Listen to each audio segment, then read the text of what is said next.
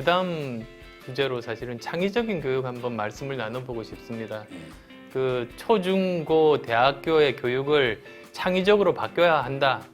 그 말은 쉽습니다만 사실 구체적으로 어떻게 할 거냐. 저는 큰 방향은 이렇게 생각합니다. 우선은 초중고의 교육들의 소프트웨어 교육 내지는 코딩 교육들 좀 더 제대로 도입을 하고, 그다음에 기업가 정신 교육에 대한 오해들이 많은데요. 사실 저는 그게 꼭 필요하다고 보는 입장입니다. 제가 학생들을 통해서 돈을 좀 쉽게 번 사람이 돼가지고 그래서 이 빚을 더 시간 지나기 전에 갚아야 되겠다 해서 이제 지난달 말에 중기청에 제가 공익재단을 하나 만들었습니다. 뭐 우리 안 대표님 더 일찍 만드셨지만은, 그래서 윤민창의투자재단을 만들었는데 그걸 올해 1년 동안 준비를 쭉 해오면서 특히 이 창의성 교육에 대해서 고민을 하다 보니까 미국의 사례를 보니까 정말 우리보다 앞서 나가더라고요. 특히 기업가 정신 이런 부분이 지금 우리 학교 교육에도 부분적으로 들어가 있는데 그냥 개념 설명을 해놨어요. 근데 미국 같은 데 보니까 카우프만 재단 이런 데서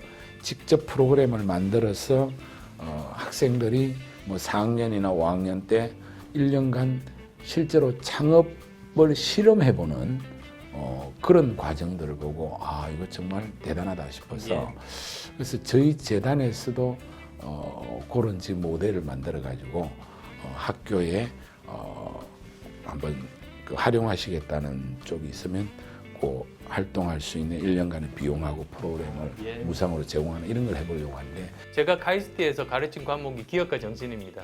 기업가 정신 교육이 책 위주로 암기 위주로 가르치면 그거는 안 하는 게 차라리 나은 교육이 되는 겁니다.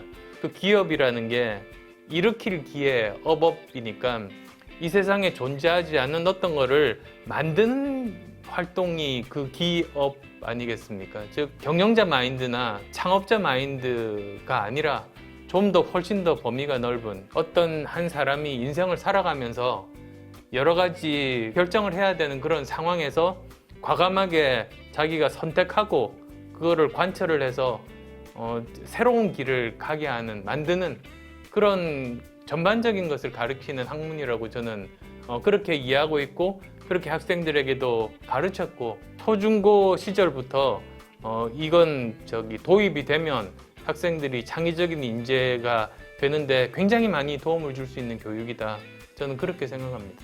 교육 불평등 문제를 해결하는 데 있어서는 저도 생각이 상당히 평소에 많이 있는데, 기본적으로 불평등을 해결하려고 하면 불평등해야 불평등의 문제가 해결되는 거거든요.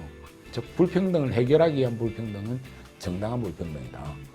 특히 이제 뭐 학생들 선발하는 과정을 놓고 보면 저소득층이나 이런 쪽에 학생들을 선발하는 과정이 너무 아직 그 미미한 정도단 말입니다. 이걸 진짜 과감하게 대폭 늘려야 되고, 교육이 기회균등이라는 차원에서 적극적인 기능을 해야 사회적 불평등을 줄여나가고 사회 긴장도를 완화시킬 수가 있는데, 지금 우리 사회는 교육 자체도 불평등을 심화시키는 구조로 되어 있단 말이에요. 이제 뭐 사교육에 있으면서 이런 말 하기가 참 곤란합니다만 사교육 자체가 하나의 불평등을 심화시키는 구조인데, 학생들의 교육 과정이나 대입 진학 과정 이런 걸 보면 학부모의 개입 영역이 너무 많단 말이에요. 그래서 어떤 형태로든지 부모의 개입할 수 있는 영역을 최소화시켜야 되고, 그래도 또 부모가 자기 자녀를 위해서 투자하고 하는 것은 그건 또 그 인간 본성에 해당되는 부분이니까, 그러면 그게 안 되는 계층들에 대해서는 국가가 책임을 져야 된다는 거죠. 좋은 예가 사실은 저 선진국의 소수자 우대 정책 아니겠습니까? 제가 예전에 이런 거를 읽은 적이 있습니다.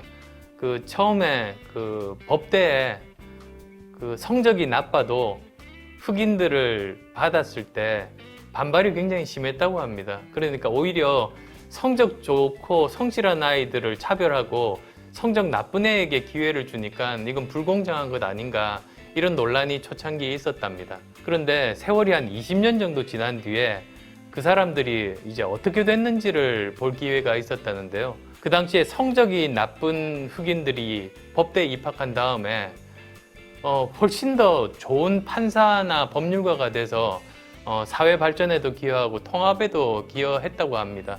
그래서 이제 그때 사람들이 깨달았던 것이 처음에 입학할 당시에 성적이 나쁜 건 머리가 나쁘거나 또는 노력을 안 해서가 아니고 기회가 없었기 때문에 이 아이들이 그 성적이 나빴던 것이었구나.